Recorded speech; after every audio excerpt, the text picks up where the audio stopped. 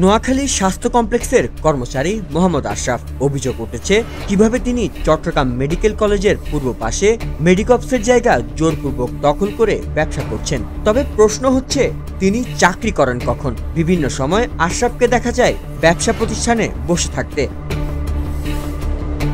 অভিযোগকারী ইমন হোসেন জানান, আশরাফ কোনো বৈধ সদস্য না হয়েও মেডিকপসের দোকানের সামনে জোর করে দোকান বসিয়ে ব্যবসা চালাচ্ছে। ওইটা যখন আমার নামে যখন বরাদ্দ হয়েছে ওই দোকানটা খোলার আগে দেখলাম যে আপনার আশরাফ নামে এক ব্যক্তি, তার চাকরি হলো নোয়াখালীতে। সে এখানে এসে জোরপূর্বকভাবে কীভাবে যে একটা শোকেস নিয়ে বসে থাকলো, পাশে আপনার খালি জায়গাতে ব্যবসা করতেছে, কী ভিত্তি করতেছে এটা আমার নিজেও জানতেছি না। এরপরে আমরা মেডিকপসের কর্মচারী সমিতির এবং এটা আপনার 1280 জনের কর্মচারী হক, ওই হকটা আমাকে পরিচালনা করার জন্য আমাকে দিয়েছে। আমি এটার জন্য আমাদের প্রশাসন ব্লক এবং প্রিন্সিপালের এবং পাঁচলাইশ থানার বা মেয়র মহোদয় কাছে, বাট আপনার এই যে আমাদের মেডিকেল পুলিশ ক্যাম্পে 5 জায়গাতে আমি চিঠি দিয়েছি ওনাকে আমরা কীভাবে ব্যবস্থা করতে পারি। এটা আমি চাচ্ছি আইনের আদালতভাবে যেভাবে হয় সেই ব্যবস্থা করার জন্য। উনি তো আসলে উনি চাকরিটা কেন, তো আমাদের ক্যাম্পাসে কেউ না, উনি তো আমাদের মেডিকেল সদস্য তো না, উনি কেমনি বসে থাকতে পারে? ওনাকে নিচে কেউ বা কাহারা সন্ত্রাসী বা যে হোক না কেন বসা রাখছে ওনাকে। সন্ধ্যার পর এসব দোকানে চলে মাদকের আড্ডা, সক্রিয় থাকে দালাল চক্র। দোকান সরাতে বললে হুমকি আসে খুনের।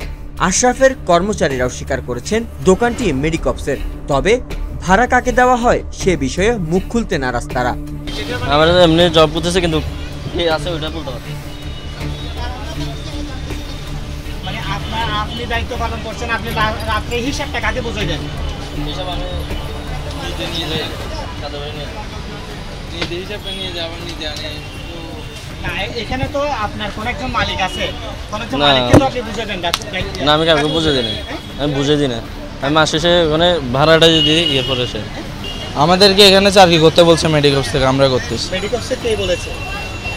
দোকানের দায়িত্বে যে আছে তে বলছে আমাদেরকে, এখন তো আমরা জানি না। আমরা আশরাফ মেডিকপসের সদস্য না হয়েও জোরপূর্বক ভাসমান দোকান বসিয়ে ব্যবসা পরিচালনা করছে বলে জানান কোঅপারেটিভ সোসাইটি মেডিকপসের সাধারণ সম্পাদক। আমরা ওই দোকানটার নিয়ম কিন্তু মেডিকপসের ওই নিয়ম অনুযায়ী 2জন সদস্যদের কাছে সেটা দিতে হয়, কিন্তু 2জনকে আমরা দিয়ে দিছি। দিয়ে দেওয়ার পরে 1 নম্বর দোকানটা ওপেন হয়েছে, 2 নম্বর দোকানটা খুলতে গিয়ে আশরাফ নামে একজন লোক, তো সে নাকি নোয়াখালী সুবর্ণচরে আছে মেডিকেল ক্লিনিকে ওখানে গিয়ে স্টাফ, সে 3 মাস থেকে অবৈধভাবে সে দোকানটা দখল করে রাখছে, যার কারণে আমরা বারবার তাকে বলার পরও সে দোকান ছেড়ে দিচ্ছে না। এর মধ্যে আমরা চেষ্টা করেছি অফিসিয়ালভাবে যে সমবায় থেকে শুরু করে পরিচালক, মেডিকেল কলেজের পরিচালক, অধ্যক্ষ সবাইকে আমরা অফিসিয়ালভাবে জানিয়েছি, কিন্তু এই ব্যাপারে কোনো সিদ্ধান্ত আমরা এখানে পাইনি। এই ব্যাপারে আমি প্রশাসনের কাছে জোর দাবি জানাই যেন আমাদের দোকানটা যেন আমরা সুষ্ঠুভাবে পরিচালনা করতে পারি। সুষ্ঠুভাবে পরিচালনা করতে পারলে আমাদের 1200 সদস্য আছে, 1200 সদস্যদের মাঝে আমরা যে এটা পাই, যে লভ্যাংশটা পাই সেটা আমরা তো তাদের বন্টন করে দিই। আশরাফের সাথে একাধিকবার যোগাযোগের চেষ্টা করা হলে প্রথমে কথা বলার সম্মতি দিলেও পরে আর ফোন রিসিভ করেননি। মেডিকপসের আওতাধীন দোকান জোরপূর্বক দখলের বিষয়ে জানতে চাইলে চট্টগ্রাম মেডিকেল কলেজের অধ্যক্ষ ডক্টর মোহাম্মদ জসিমউদ্দিন বলেন, অবৈধ ভাসমান দোকানের উচ্ছেদের জন্য একটি তদন্ত কমিটি গঠন করা হয়েছে। কোঅপারেটিভ সোসাইটির সদস্য ইমন হোসেন জানিয়েছেন, একাধিক দপ্তরে অভিযোগ করেও কোনো ব্যবস্থা নেওয়া হয়নি।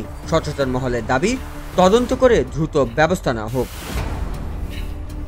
আব্দুল আওয়াল মুন্নার প্রতিবেদনে CSG নিউজ 24।